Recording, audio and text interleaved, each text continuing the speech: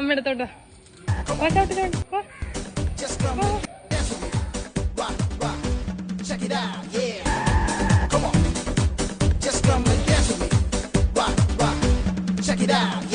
സീറ്റിന്റെ അടിയിൽ തൊള.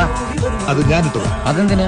നമ്മൾ വണ്ടി എടുക്കാൻ നേരത്തെ വണ്ടി സ്റ്റാർട്ട് ആയില്ലെങ്കിൽ ഇങ്ങനെ കയറിയിരുന്ന് ഈ തുളയിൽ കൂടി കാലിട്ട് എണീറ്റ് നിന്ന് വണ്ടി തള്ളണം. വണ്ടി തള്ളാൻ വേറൊരു സഹായം വേണ്ട.